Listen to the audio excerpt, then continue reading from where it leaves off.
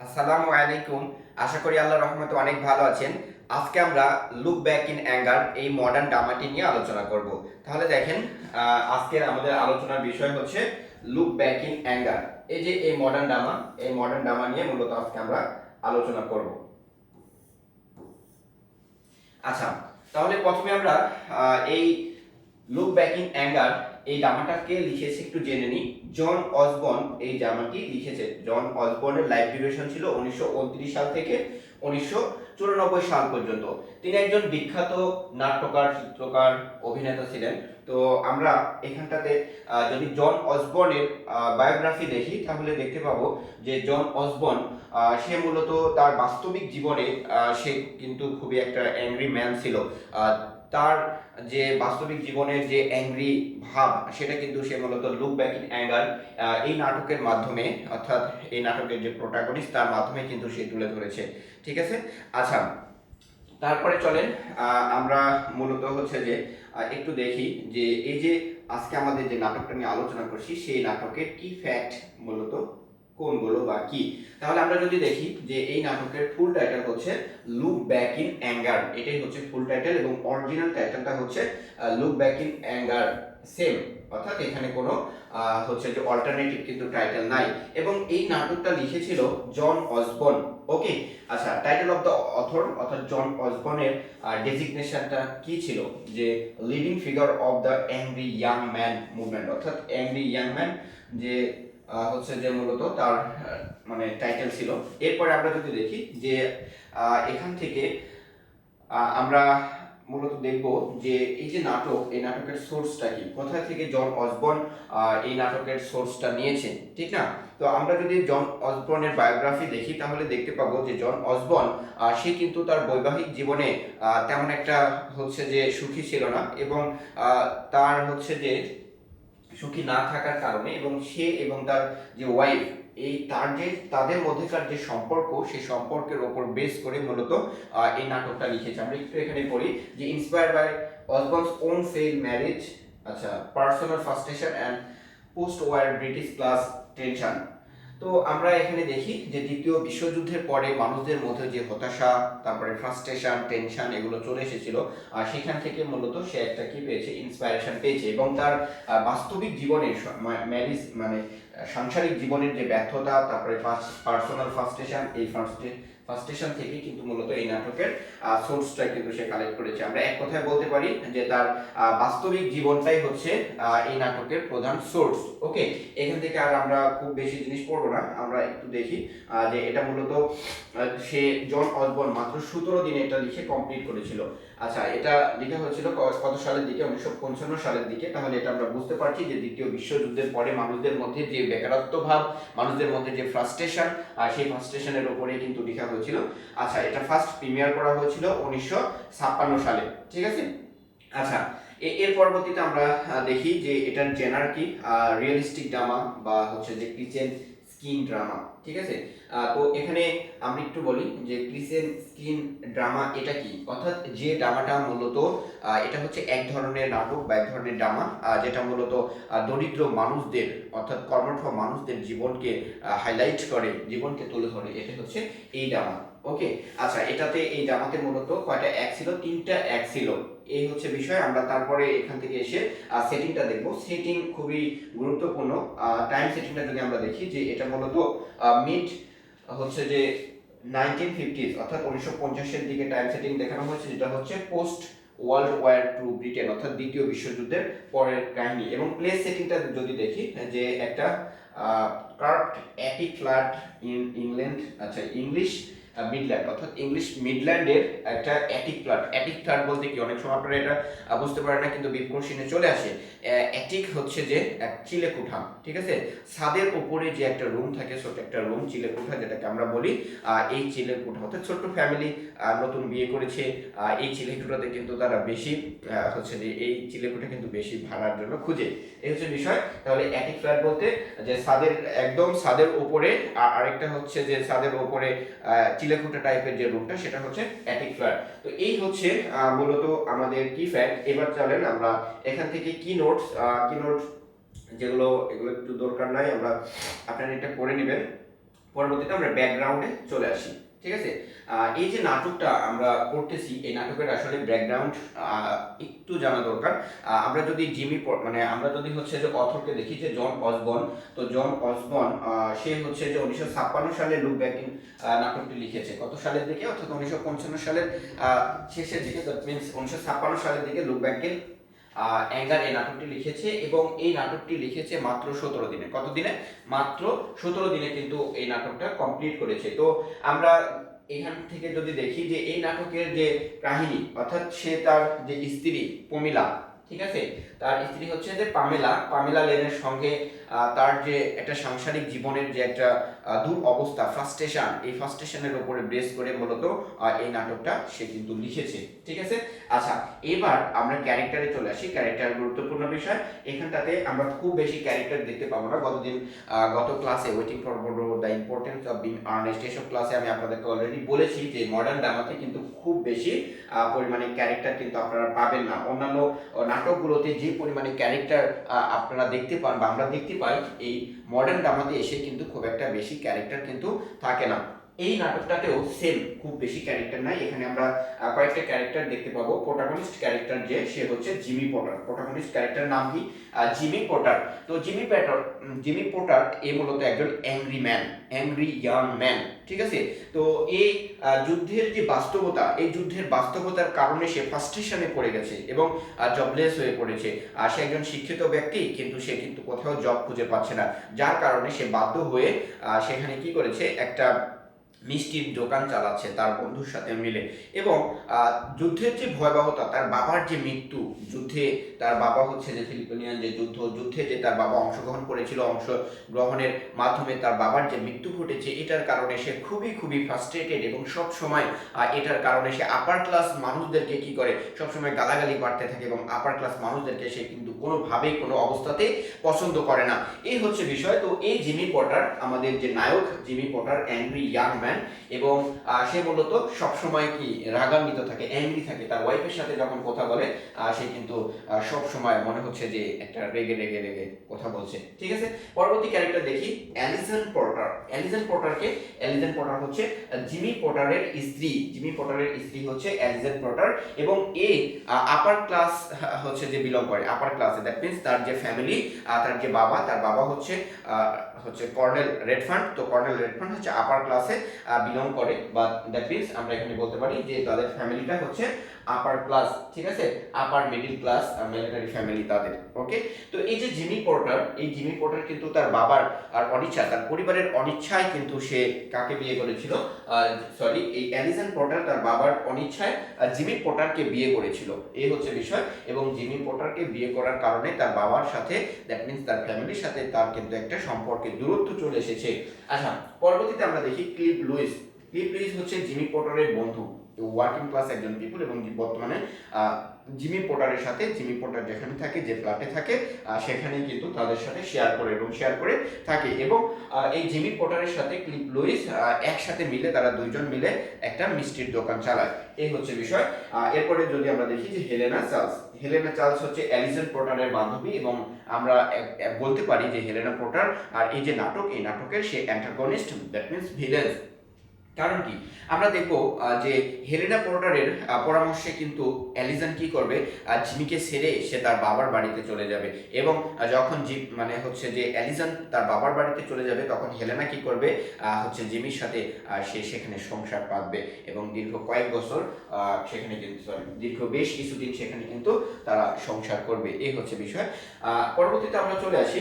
পরবর্তীতে আমরা আরো কিছু ক্যারেক্টার এখানে দেখতে পাই।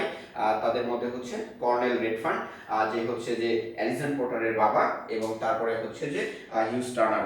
তো এই যে এই ক্যারেক্টারগুলো আমরা কিন্তু এখানে দেখতে পাই। এবং মিসেস টার্নার এই আরেকটা ক্যারেক্টার, যে মূলত হচ্ছে হিউজ টার্নারের মা।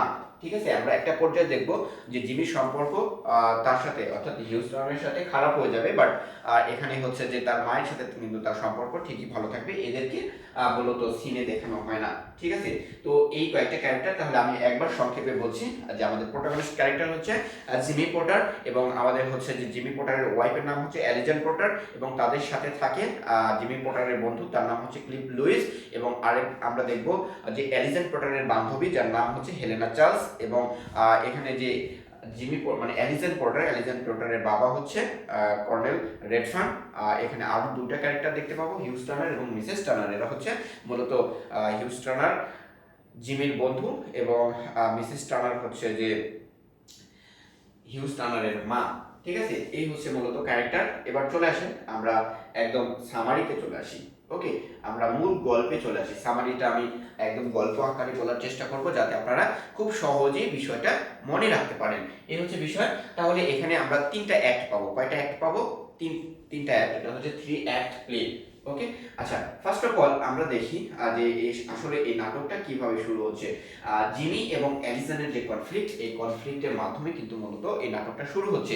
আমরা দেখি যে এই নাটকটা শুরু হয় 1900 কত সালের দিকে, 1950-এর দিকে, এবং এখানটাতে আমরা দেখছি যে জিমি, অ্যালিসন এবং ক্লিপ লুইস তারা হচ্ছে জিমির যে অ্যাটিক ফ্ল্যাট, অর্থাৎ এই অ্যাটিক ফ্ল্যাটে কিন্তু তারা বসে আছে। এখানে হচ্ছে যে জিমি বসে আছে, বসে থেকে রবিবারের যে পত্রিকা, সে রবিবারের পত্রিকা সে পড়ছে, এবং সে অনেক গালাগালি করছে, রবিবারের পত্রিকা সে গালাগালি করছে, এবং ক্লিপ লুইস কিন্তু সেও কিন্তু বসে পত্রিকা পড়ছে। এবং আমরা দেখছি যে অ্যালিসন পটার সে মূলত তার জামা কাপড়গুলোকে আয়রন করছে। তো এমন একটা পর্যায়ে হচ্ছে যে আমরা দেখছি যে জিমি পটার এই অ্যাংরি ইয়াং ম্যান সে মূলত হচ্ছে যে পত্রিকা পড়ছে, আর মানে একদম অকথ্য ভাষায় গালাগালি পাচ্ছে, আর সব কিছুকে গালাগালি করছে যে প্রতিদিন এই পত্রিকা পড়তে হবে, এবং সে এখানে পত্রিকা পড়ে যুদ্ধের যে ভয়াবহতা, বিশেষ করে সে আপার ক্লাস মানুষদেরকে গালাগালি করছে। এখানে হচ্ছে যে অ্যালিজনের বাবা মার বা অ্যালিজনের ফ্যামিলিকে কিন্তু সে গালাগালি করছে, কারণ কি তারা আপার ক্লাস, এবং অ্যালিজনের তার জিমির সাথে বিয়ে হওয়ার পূর্বে যে ফ্যাশনেবল লাইফটি সে পার করেছে, সেই ফ্যাশনেবল লাইফকে সে কিন্তু গালাগালি করছে। একটা পর্যায়ে আমরা দেখছি যে ক্লিপ লুইস সে মূলত পত্রিকা পড়ছে, এবং পাশে হচ্ছে যে মানে অ্যালিজন কি করছে, জামা আয়রন করছে, জামা কাপড় আয়রন করছে। এর পর্যায়ে আমরা দেখতে পাই যে ক্লিপ লুইস এবং হচ্ছে যে আমাদের যে নায়ক জিমি পটার, এরা দুজন আবার কুস্তিতে মেতে উঠেছে।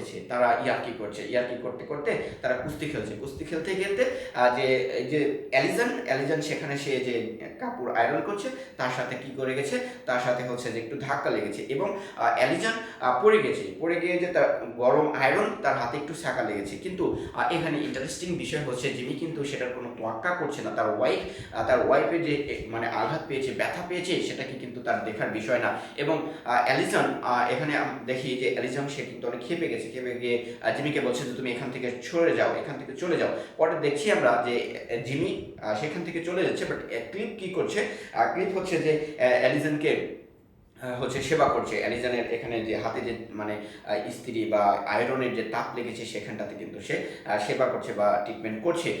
তখন আমরা জানতে পারি যে অ্যালিজন যেটা বলে, অ্যালিজন ক্লিপকে বলে যে ক্লিপ তুমি জানো একটা হচ্ছে যে আনন্দর খবর একটা আছে, তুমি কি জানো? আর সে বলে যে সে প্রেগনেন্ট, সে জিমির সন্তানের মা হতে যাচ্ছে। এটা বলার পরে ক্লিপ লুইস তো সে আনন্দে ফেটে পড়ে, এবং ক্লিপ লুইস তখন বলে অ্যালিজনকে বলে এই খবর কি জিমি জানে? তো তখন হচ্ছে যে অ্যালিসন বলে যে আসলে এখনো সে জিমিকে বলেনি, বলে সাহস পায়নি। তো বলে জানে ক্লিপ বলে যে দ্রুতই তুমি এই নিউজটা মানে জিমিকে বলে ফেলো। আচ্ছা, এরপরে কিছুক্ষণ পরে আমরা দেখি যে এই যে ক্লিপ এবং হচ্ছে যে অ্যালিজন, তারা কিন্তু দুইজন হচ্ছে একজন আরেকজনকে প্যাশনেট মানে কিস করছে। তো দেখেন পরিবেশটা কেমন, তাই না? আচ্ছা, এরপরে কিছুক্ষণ পরে জিমি কি করে, জিমি হচ্ছে যে পুনরায় সে আবার সেখান থেকে বাজার থেকে ফিরে এসেছে, এবং বাহিরে যে গিয়েছিল সেখান থেকে জিমি ফিরে এসেছে। এরপরে দেখি ক্লিপ সেখান থেকে বের হয়ে যায়। ইন্টারেস্টিং বিষয় হচ্ছে জিমি যখন ঘরে প্রবেশ করে, ঘরে আসার পরে তাদের যে অর্থাৎ তার ওয়াইফ অ্যালিসন এবং ক্লিপ তাদের মধ্যে যে একটা সম্পর্ক চলছে, তার একজন আরেকজনকে কিস করছে, এগুলো দেখেও সে কিন্তু কোনো মাইন্ড করে না, কোনো কিছু মনে করে না। এটা হচ্ছে বিষয়। পরবর্তীতে আমরা যেটা দেখি যে ক্লিপ সেখান থেকে চলে যায় এবং অ্যালিসন এবং জিমি তারা পুনরায় তাদের যে বেয়ার এবং কুয়েল গেম, এই গেমে কিন্তু মেতে ওঠে। দ্যাট মিনস আবার স্বাভাবিক সব কিছু কিন্তু হয়ে যায়। এরপরে দেখেন বেয়ার এবং কুয়েল গেম, এটা কিন্তু ইম্পর্টেন্ট একটা বিষয়। এই বিষয়টা আপনারা মাথায় রাখবেন। আমি যেটা বলছি যে ওকে অনেক দূরে চলে গেছি। বেয়ার এবং কোয়েল গেম, তো দেখেন এটা টোটালি একটা ইমাজিনারি ওয়ার্ল্ড। দ্যাট মিনস সাংসারিক জীবনের যে দুঃখ দুর্দশা ব্যথা, এই দুঃখ দুর্দশা ব্যথা থেকে দূরে থাকার জন্য, সব কিছু ভুলে থাকার জন্য একটা ইমাজিনারি ওয়ার্ল্ড হচ্ছে বেয়ার অ্যান্ড কোয়েল গেম। আপনারা হচ্ছে যে জন কিটসের কবিতা পড়েননি, ode to the nightingale, এই কবিতা পড়েননি? জন কিটস কী করেছে? জন কিটস দেখাইছে যে এখানে বাস্তবিক জীবনের যে ব্যথা, রিয়েল লাইফের যে ব্যথা বেদনা দুঃখ দুর্দশা, এই ব্যথা বেদনা দুঃখ দুর্দশা থেকে সে কী করেছে? স্কেপ করে একটা ইমাজিনারি ওয়ার্ল্ড নাইট অ্যাঙ্গেলের জগতে প্রবেশ করেছে। এবং নাইট অ্যাঙ্গেলের জগতে প্রবেশ করার পরে সমসাময়িক সময়ে তার যে দুঃখ দুর্দশা ব্যথা সব কিছু কিন্তু সে ভুলে গেছে। এইখানে আমরা যেটা দেখব যে বেয়ার অ্যান্ড কোয়েল গেম, তো এই বেয়ার অ্যান্ড কোয়েল গেমের মাধ্যমে যেটা দেখানো হচ্ছে, বেয়ার মানে কি? ভাল্লুক, এবং কোয়েল মানে কাঠবিড়ালি। এবং কাঠবিড়ালি অর্থাৎ এখানে আমরা দেখছি জিমি কি করছে? জিমি হচ্ছে যে বেয়ারের হচ্ছে যে অভিনয় করছে, এবং হচ্ছে যে অ্যালিসন সে কাঠবিড়ালির অভিনয় করছে, এবং তারা দুজন ইমাজিনারি একটা ওয়ার্ল্ডে মেতে উঠেছে। এটাই তাদের বাস্তবিক জীবনের এই যে দুঃখ, ফ্রাস্ট্রেশন, তা হতাশা থেকে সব মানে এক মুহূর্ত দূরে থাকার আনন্দ, অর্থাৎ তারা হাজবেন্ড ওয়াইফ এই খেলায় মেতে উঠেছে। আচ্ছা, পরবর্তীতে আমরা চলে আসি যে পরবর্তীতে এখানে দেখি যে স্বাভাবিকভাবে এভাবে কিন্তু তাদের দিন চলতে আছে। তারপরে হঠাৎ করে আবার ক্লিপ লুইস সে পুনরায় আবার রুমে প্রবেশ করে। এখানটাতে দেখছি যে ক্লিপ লুইস একটা খবর নিয়ে এসেছে, এবং সেই খবরটা হচ্ছে যে অ্যালিসনকে বলছে যে অ্যালিসন, তোমার বান্ধবী হেলেনা সে কিন্তু এখানে আসবে, সে টেলিফোন করেছিল এবং সে এখানে আসবে। তো এটা শোনার পরে হচ্ছে যে মানে জিমির মাথা খারাপ হয়ে যায়। জিমি কিন্তু অ্যালিসনকে পছন্দ করে না, কারণ কি হেলেনাকে পছন্দ করে না। হেলেনা হচ্ছে যে অ্যালিসনের বান্ধবী। তাহলে ক্লিপ লুইস এসে নিউজ দিচ্ছে যে হেলেনা কল করেছিল, হেলেনা তোমাদের এখানে আসবে। এটা শোনার পরে জিমি সে খুব রেগে গেছে যে সে কেন আসবে এখানে, সে আবার কেন আসবে, অথচ সে আপার ক্লাসে বিলং করে, যার কারণে জিমি কিন্তু তাকে কোনো অবস্থাতে কোনোভাবেই পছন্দ করে না। এই হচ্ছে বিষয়। তো পরবর্তীতে আমরা দেখি যে এখানে হেলেনাকে পছন্দ না করার কারণ হচ্ছে যে যখন জিমি এবং অ্যালিসনের বিয়ে হয়েছিল, তখন হেলেনা কিন্তু সেটাকে স্বাভাবিকভাবে কিন্তু নিয়েছিল না তার বান্ধবী, এবং তাদেরকে জিমিকে সে মূলত বিদ্রুপ করেছিল। এটার কারণে কিন্তু মেনে নেয় না। এবং এখানটাতে আমরা দেখছি যে জিমি কিন্তু খুবই ক্ষেপে গেছে। একটা পর্যায়ে আমরা দেখি যে বেশ কিছুদিন পরে কি করে যে হেলেনা, অ্যালিসনের যে বান্ধবী হেলেনা, সে কিন্তু এখানে উপস্থিত হয়। আচ্ছা, এবং উপস্থিত হওয়ার পরে সে অ্যালিসনের সাথে গল্প করে, অ্যালিসনকে বলে যে তার সাংসারিক জীবন কেমন চলছে। তো অ্যালিসন বলে আসলে জিমির সাথে তার সাংসারিক জীবন কাটানো খুবই কঠিন। এবং এখানে অ্যালিসনকে হেলেনা একটা পরামর্শ দেয়। হেলেনা বলে যে তোমার এত কষ্ট করে এখানে সংসার করার কি দরকার, তুমি তোমার ফ্যামিলির কাছে ফিরে যাও। এটা কিন্তু হেলেনা একটা চাল চালে, ঠিক আছে। তো হেলেনার চালে কিন্তু অ্যালিসন হচ্ছে যে সিদ্ধান্ত নিয়ে নেয় যে এত কষ্ট করে জিমির সংসার করার চেয়ে হয়তো আমার বাবা কর্নেল রেডফার্নের কাছে ফিরে যাওয়াই অনেক ভালো হবে। আমি যদি ফিরে যাই তারা আমাকে মেনে নিবে। আচ্ছা, এইভাবে আমরা দেখছি যে একটা হেলেনার কাছ থেকে অ্যালিসন একটা পরামর্শ পেল এবং একটা সিদ্ধান্ত নিল সে কি করবে, জিমির সংসার ছেড়ে চলে যাবে। আচ্ছা, পরবর্তীতে দেখছি যে জিমি হচ্ছে যে বাইরে থেকে আসছে, জিমি এসে দেখছে হেলেনা এবং অ্যালিসন অর্থাৎ তার ওয়াইফ, তারা হচ্ছে যে চার্চে যাওয়ার জন্য প্রস্তুতি নিচ্ছে, প্রিপারেশন নিচ্ছে। তারা চার্চে যাবে। চার্চে কেন যায়? যে উপাসনা করতে, ঈশ্বরের প্রার্থনা করতে। তো এখানে যখন জিমি দেখলো যে তারা চার্চে যাবে, চার্চে যাওয়ার প্রস্তুতি নিচ্ছে, তো তখন হচ্ছে যে জিমি কিন্তু এই যে হেলেনার যে সিদ্ধান্ত বা চার্চে যাওয়ার যে বিষয়টা, এটাকে সে কিন্তু আবার বিদ্রুপ করতে শুরু করলো। অর্থাৎ হেলেনা যে ধর্মচর্চা করে সেই ধর্মকে কিন্তু সে বিদ্রুপ করতে শুরু করলো, গালাগালি পাড়তে শুরু করলো। কারণ কি, এই যে নিয়মিত চার্চে যেতে হবে, এটা কিন্তু জিমি পছন্দ করে না, ঠিক আছে। এবং জিমি হচ্ছে যে ভেবেছিল যে সে তার বন্ধুর মা হচ্ছে যে মিসেস টার্নার। তো মিসেস টার্নার অসুস্থ, হচ্ছে যে অ্যালিসনকে নিয়ে মিসেস টার্নারকে দেখতে যাবে, এটা সে মনে মনে স্থির করেছিল। বাট দেখ এখানে হচ্ছে যে অ্যালিসনকে বলে যে অ্যালিসন হচ্ছে যে মিসেস টার্নার আমাদেরকে অনেক সাহায্য করেছিল, আমাদের বিয়েতে কিন্তু সে অনেক আমাদেরকে হেল্প করেছিল, সে অসুস্থ, মারা যাওয়ার মতো অবস্থা, চলো আমরা হচ্ছে যে তাকে দেখে আসি। কিন্তু এখানে হচ্ছে অ্যালিসন কিন্তু জিমির কথা শোনে না।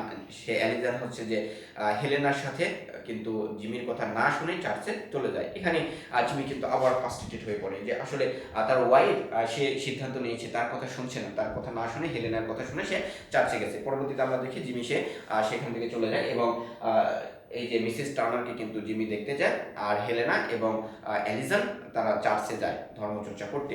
আচ্ছা, এখানটাতে তারা চার্চ থেকে ফিরে এসে সিদ্ধান্ত নেয় যে অ্যালিসন কি করবে। অ্যালিসন হচ্ছে যে তার বাবার কাছে চলে যাবে। অলরেডি হেলেনা কিন্তু আর কর্নেল রেডফান্ডের কাছে কি করেছে, টেলিফোন করেছে যে কর্নেল রেডফান্ড সে অলরেডি পৌঁছে গেছে। হেলেনা মানে এখানে হচ্ছে জিমি বাড়ি ফেরার আগেই অ্যালিসন একটা চিঠি লেখে, জিমির কাছে একটা চিঠি লেখে এবং চিঠিতে হচ্ছে যে সে উল্লেখ করে যে সে চলে যাচ্ছে। আচ্ছা, তো এখানে আমরা দেখি যে জিমি যখন আসছিল কর্নেল রেডফান্ডের গাড়ির সাথে কিন্তু তার প্রায় অ্যাক্সিডেন্ট হয়ে গেছিলো। এখানে আমরা দেখি যে জিমি কিন্তু কর্নেল রেডফান্ডের যে গাড়ির সাথে তার অ্যাক্সিডেন্ট হচ্ছিল, এই অ্যাক্সিডেন্ট হওয়ার কারণে কিন্তু সে তাকে প্রচুর পরিমাণে গালাগালি করে। পরে এখানে এই যে অ্যালিসন কি করে যে জিমিকে না জানিয়ে কিন্তু তার বাবার সাথে চলে যায়। যখন জিমি রুমে আসে, রুমে এসে দেখে চিঠিটা পায়, তখন কিন্তু সে প্রচণ্ড পরিমাণে ক্ষিপ্ত হয়ে যায় এবং প্রচণ্ড পরিমাণে রাগান্বিত হয়ে যায়। ঠিক আছে, রাগান্বিত হওয়ার পরে গালাগালি পাড়তে শুরু করে। তখন হেলেনাকে কিন্তু গালাগালি পাড়তে শুরু করেছে। তো হেলেনাকে বলছে যে হেলেনা তুমি বুঝো কষ্ট কী জিনিস, স্বজন হারানোর ব্যথা কী জিনিস, আমার বাবা যুদ্ধে মারা গেছে, আমার বাবাকে হারানোর যে ব্যথা বেদনা, এইটা অর্থাৎ এইভাবে কিন্তু বলতে বলতে হেলেনাকে কিন্তু সে গালাগালি পাড়তে শুরু করেছে, আপার ক্লাস লোকদেরকে কিন্তু গালাগালি পাড়তে শুরু করেছে। তখন হেলেনা কী করে, এই যে এমন জোরে একটা তাকে চড় মারে, মানে মনে হচ্ছে যে এক চড়ে অ্যাংরি ইয়াং ম্যান একদম শান্তশিষ্ট হয়ে গেছে। এখানে হেলেনার এক চড় খেয়ে তার যেন মনে হচ্ছে হুঁশ ফিরে গেছে, স্বাভাবিক বাস্তবিক জীবনে মনে হচ্ছে সে ফিরে এসেছে, এমন একটা পরিস্থিতি ক্রিয়েট হয়েছে। এবং হেলেনা যখন চড় মারলো, তাকে চড় মারার পরে জিমিকে যখন চড় মারলো, চড় মারার পরে জিমির কিন্তু বাস্তবিক সেন্স ফিরে এসেছে এবং সে আর কিন্তু তখন আর গালাগালি পারছে না, কাউকে কোনো অভিযোগ করছে না, কারোর বিরুদ্ধে কিন্তু অভিযোগ করছে না। ঠিক আছে, তারপরে পরবর্তীতে আমরা দেখি যে কিছুক্ষণের মধ্যে তাদের যে রাগটা মিটে একদম প্যাশনেট একটা লাভে পরিণত হয়ে পড়েছে এবং সেখানে তাৎক্ষণিকভাবে জিমি এবং হেলেনা তারা একজন আরেকজনকে প্যাশনেটলি কিস করতে শুরু করে এবং এই কিসটা তাদের হচ্ছে যে এই যে প্যাশনেট লাভ, এই লাভটা তাদের ফিজিক্যাল লাভে পরিণত হয়ে যায়, একদম ভালো মানে ফিজিক্যাল লাভে পরিণত হয়ে গেছে। এবং বেশ কিছুদিন, যতদিন পর্যন্ত অ্যালিসন আবার হচ্ছে যে জিমির সংসারে না ফিরে এসেছে, ততদিন পর্যন্ত তারা এখানে হেলেনা কিন্তু থেকে যায় এবং জিমির সাথে কি করতে হচ্ছে সংসার করতে থাকে এবং সেম সব কিছু পরিবেশ জাস্ট মনে হচ্ছে যে খালি মুখ পাল্টেছে। এবং এখানে পরিবেশ হচ্ছে জিমি আবার পত্রিকা পড়ছে, রবিবারের পত্রিকা পড়ছে, গালাগালি পাড়ছে, লিপ লুইস তার পাশে বসে থেকে সেও পত্রিকা পড়ছে। এখানে অ্যালিসনের জায়গায় হেলেনা কি করছে, হেলেনা কাপড়গুলো আয়রন করছে, মানে সব কিছু ঠিকঠাক আছে, সব স্বাভাবিক। বাট এখানে অ্যালিসনের জায়গায় হয়ে গেছে হেলেনা। ঠিক আছে, এইভাবে তাদের বেশ কিছুদিন চলে যায়। তারপরে অ্যালিসন হঠাৎ করে তার হচ্ছে যে মানে তার বাবার বাড়ি থেকে আবার ফিরে আসে এবং সে ফিরে এসেছে একদম বিধ্বস্ত অবস্থায়। মনে হচ্ছে যে তার শরীর একদম নষ্ট হয়ে গেছে, তার শরীর ভেঙে গেছে এবং তার গর্ভে যে সন্তানটা ছিল সেই সন্তানটা মারা গেছে। এবং একটা পর্যায়ে আমরা দেখি যে মূলত জিমি বলেছিল অ্যালিসনকে যে অ্যালিসন আসলে স্বজন হারানোর ব্যথা কতটুকু তুমি যখন তোমার সন্তান যখন মারা যাবে তখন তুমি বুঝতে পারবে আসলে সন্তান হারানোর ব্যথা কতটুকু। তো এখানে অ্যালিসন আসার পরে সে মূলত জিমির সাথে সাক্ষাৎ করতে ভয় পাচ্ছিল এবং যখন হেলেনাকে বলে যে হেলেনা আমার সন্তান নষ্ট হয়ে গেছে, তখন হেলেনা মনে মনে গিল্টি ফিল করতে শুরু করে যে আসলে তার কারণেই এই সব কিছু হয়েছে। সে যদি অ্যালিসনকে এই পরামর্শটা না দিত বা না বলতো তাহলে তার কিন্তু সে কি হতো না, সে কিন্তু তার বাবার বাড়িতে চলে যেত না, তার সন্তানটাও নষ্ট হয়ে যেত না। এটার কারণে হেলেনা কিন্তু মনে মনে গিলটি ফিল করতে শুরু করেছে। আমরা দেখি যে হেলেনা সিদ্ধান্ত নিয়েছে যে সে আর এখানে থাকবে না, সে ফিরে যাবে, এবং তৎক্ষণাৎ এই সিদ্ধান্ত কিন্তু সে নিয়ে ফেলেছে। আচ্ছা, পরবর্তীতে আমরা দেখি যে হেলেনা কিন্তু চলে যাওয়ার উপক্রম করছে, চলে যাওয়ার জন্য ব্যস্ত হয়েছে, এবং হেলেনা কিন্তু সেখান থেকে চলে যায়।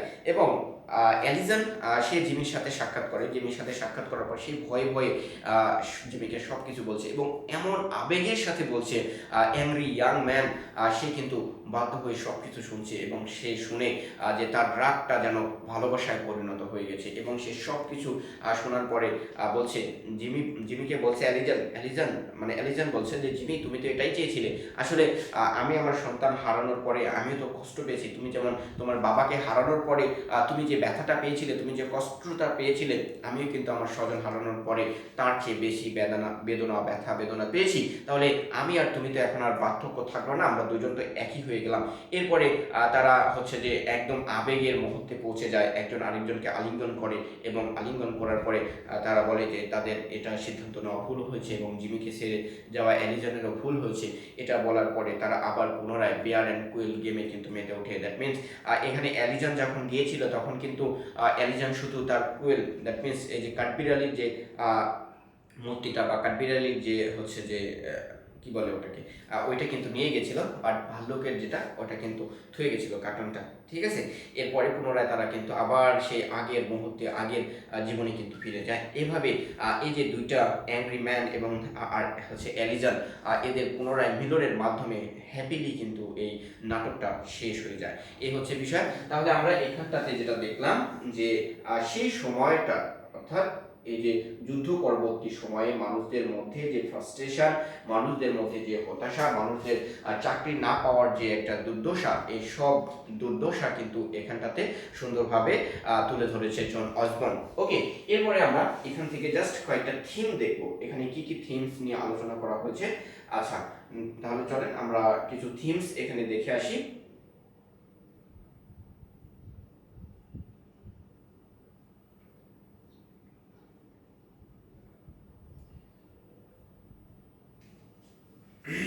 আচ্ছা, এখানে আমরা বেশ কিছু থিমস পাবো। যেমন দেখেন ক্লাস স্ট্রাগল, ঠিক আছে।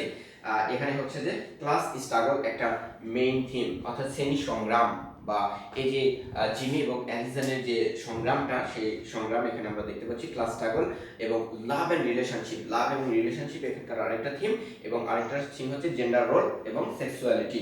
আচ্ছা, আরও কিছু থিম আমরা এখানে দেখতে পাবো, যে অ্যালিয়েনেশন অ্যান্ড ফ্রাস্ট্রেশন, তারপরে হচ্ছে যে আদার্স আরও বেশ কিছু থিমস রয়েছে। তো আজকে এই ছিল আমাদের আলোচনা। আশা করি আপনারা এই পুরো লেকচারটা বুঝতে পেরেছেন, এবং অবশ্যই আমাদের চ্যানেলকে সাবস্ক্রাইব করবেন, এবং আমাদের ফেসবুক পেজকে ফলো করবেন, এবং আপনার বন্ধু বান্ধবদের সাথে শেয়ার করবেন। ভালো থাকবেন, আল্লাহ হাফেজ।